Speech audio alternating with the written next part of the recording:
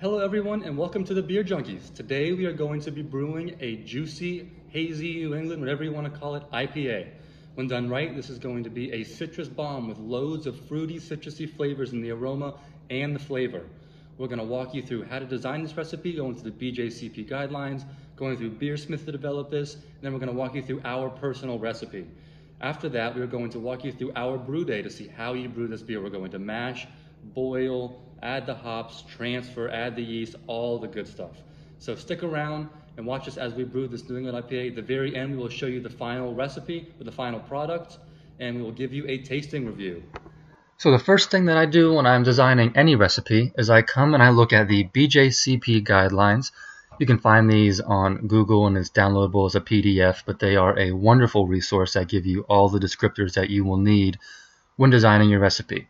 So zeroing in on the hazy IPA, it is 21C in the BJCP guidelines. It is an American IPA with intense fruit flavors and aromas, a soft body, smooth mouthfeel, and often opaque and substantial haze. There's less perceived bitterness than traditional IPAs, but it's always massively hop forward.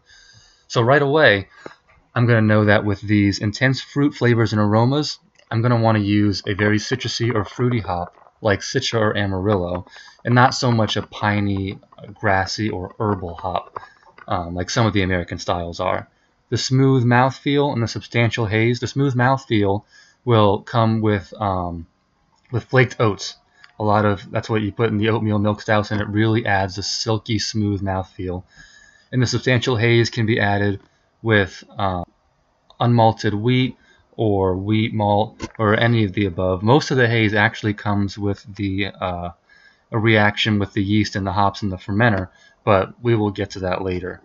The less perceived bitterness in traditional IPAs, that lets me know that I do not want to add many bittering hops, if any at all. When I make my hazy IPAs, I actually don't add any hops until the whirlpool, which we will again get to later. But that has made a huge difference to me in getting that really citrusy flavor and the citrusy aroma, but there's not a harsh bitterness that's going to counteract that at all. So in the aroma, you see that you want to have a neutral, grainy, or light bready malt in the background, no caramel or toast. So we don't really add any specialty malts in this one. We use basically just a Pilsner malt, and then we add in the flaked oats, and we add in the wheat malt, and that's basically it, and that will make a wonderful hazy IPA. So after going through the BJCP guidelines and seeing what we wanted to add to make a New England IPA, juicy IPA, hazy IPA, whatever you want to call it, this is what we came up with for a 5-gallon batch.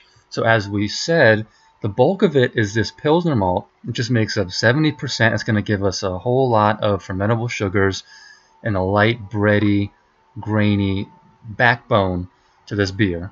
We add about 16 to 20% flaked oats, and that will give you that creamy mouthfeel. And then we add 12.5% of wheat malt.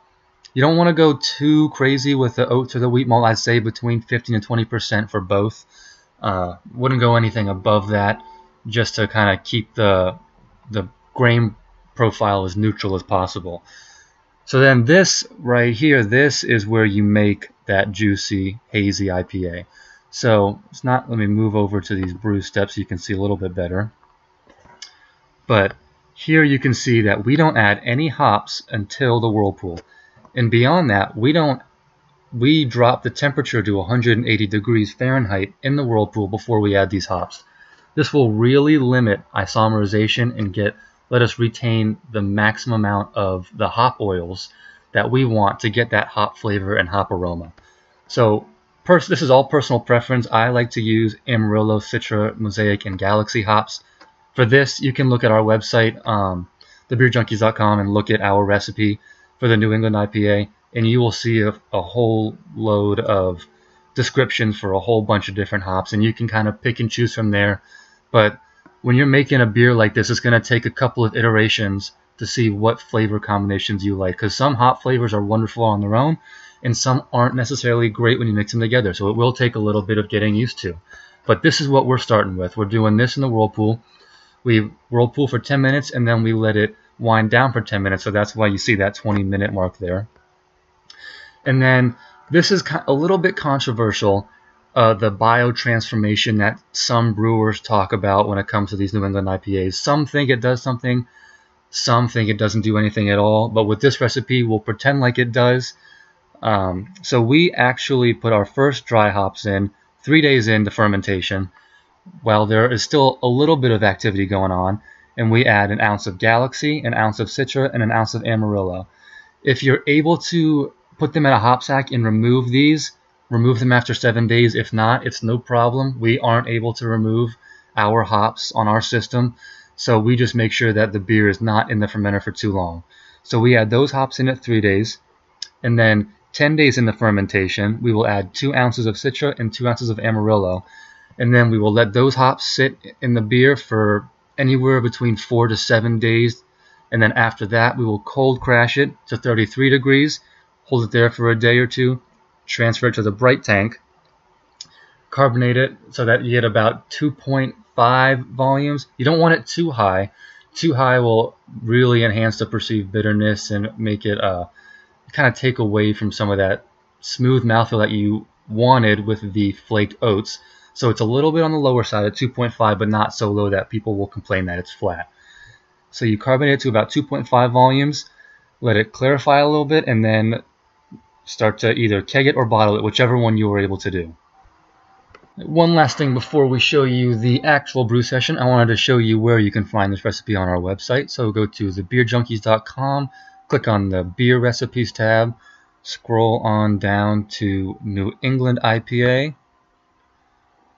and then this will go over everything that we just talked about. So there's a nice little picture of a hazy IPA. It'll go through the BJCP guideline, the numbers. It goes through the malt descriptions and how we chose the malts that we did. This is that hop list that I was just telling you about, some of the very popular American hops. Our top 3 yeast choices for this style, our water profile, which we will go over as I am filling up the mash tun. Now we get to the recipe that we had just talked through. This is the grain bill that we chose, the Pilsen, the wheat malt, and the flaked oats. This describes the hops that we use and why we use them where we do. It'll go a little bit over that biotransformation that we mentioned. But this is the part that we're going to go over with you next. So it's showing you for our mash, we do 152 degrees. We hold it there for 60 minutes. We sparge it with the required volume for your specific setup. And then our pre-boil gravity will be about 1055. This will show our boil. So we're going to boil our wort for 90 minutes. We add a yeast nutrient in at 10 minutes, and we add whirlpool tablets in at 5 minutes. Those are optional. We always add those to all of our beers. And then we describe how we drop it to 180 degrees. We'll show you how we do that. We'll show you when we add the hops in. And then this goes to our fermentation profile, which I'll walk you through as we get to that point. But you can always come back and reference this. It is in the size of a 5-gallon batch. What we show you tomorrow will not be 5 gallons. It will be 110 gallons. But the process is the same. So we will see you then. Alright, so now that we designed our recipe, it is time to brew our beer. So I've got the water filling up behind me. So the first thing I did was measure out our salts. I'm using calcium chloride and gypsum. This will get me that 2-to-1 chloride to sulfate ratio that will really help bring this New England IPA together. So this salt will give me the water profile of 50 parts per million of calcium, 35 parts per million of sulfate, and 70 parts per million of chloride. So now that I've got this salt measured out, I'm going to pre-mix it with some of our RO water, which is filling up behind me.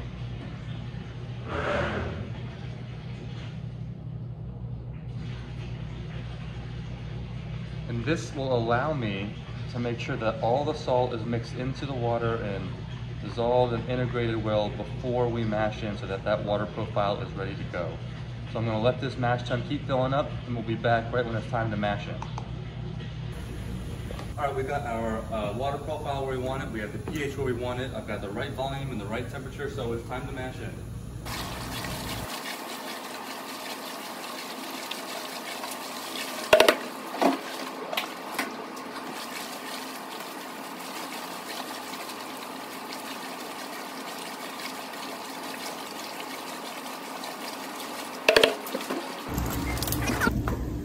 right, we got everything mashed in, so we're gonna let it sit at 152 degrees for 60 minutes. We'll be back for mash out. We're mashing at 152 degrees for 60 minutes, so we're gonna raise the temperature to 168 degrees for mash out. Once we reach mash out, we'll be right back to show you the transfer. All right, so we reached 168 degrees on the mash tun, so we finished mash out and we're doing the transfer. We are pulling off our brewing water from the hot liquor tank and we are filling up the mash tun. At the same time though, we are pulling the wort up from the bottom of the mash tun to fill up the boil kettle. We've got the two pumps going at the same speed so that the rate of water does not exceed the rate of the wort fill up. And we're not pulling the wort up too fast, so the level stays about the same the whole time. Once we finish filling up the boil kettle, we get to a boil, we'll bring back and then show you how we go through the hop additions. So we got the wort up to boiling. We talked about in the recipe development that we don't add any hops until the whirlpool, but we still boil this wort for 90 minutes because we want to get the reduction, the flavor development, and the sterilization that we get from a normal boil. So we will continue to boil this for 90 minutes and we'll be back to lower the temperature to 180 degrees and add the hops during the whirlpool. Because we add our hops in at 180 degrees Fahrenheit, we first have to cool this wort from 212 degrees down to 180 degrees. So we do that by running it through the heat exchanger into the quick whirlpool to pull all the hop breaks in the middle, and now we're pulling it through the pump to our heat exchanger and then pushing it through the tangential input down to 180 degrees. Now that our wort is at 180 degrees, I can add these hops in.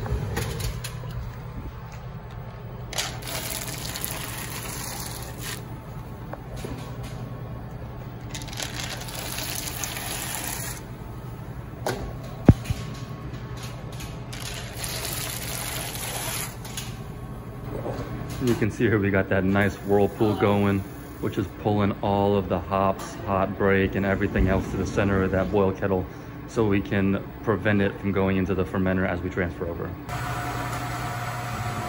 right, so the hops have sat in the whirlpool for 20 minutes, so now we're transferring. So we're pulling from the slightly higher input to the boil kettle, pushing it through the pump, going through our heat exchanger. Since it's a cold day in December, we're getting pretty good heat exchange. We're going through the 64 degrees right now. Through the heat exchanger, we're going all the way down into the fermenter, which you can see bubbling away down there as it's pushing out the excess gas that's in the fermenter. So once the transfer is complete, we'll fix the yeast and start to clean up. We just finished the transfer and you can see all that junk that we were able to get out from the whirlpool and prevent from going into the fermenter. Now that the wort is all transferred into the fermenter, we have to harvest our yeast. This is how we harvest our yeast. We hook up a sanitized tube to the bottom of our fermenters, and then we fill up the sanitized jug so we can do vessel-to-vessel transfer. Before we started harvesting this yeast though, we had to dump the trub and the oldest yeast cells. We dumped about a gallon of that and are now collecting the healthy, mature cells to get a great fermentation. Yeah. Now that our yeast is harvested, it's time to pitch it and start to clean up.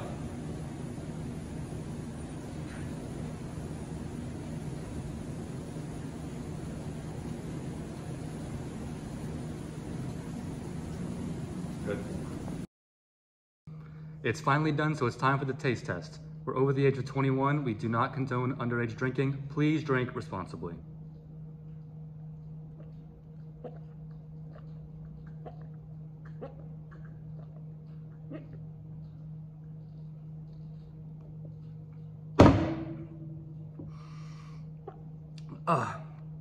Delicious.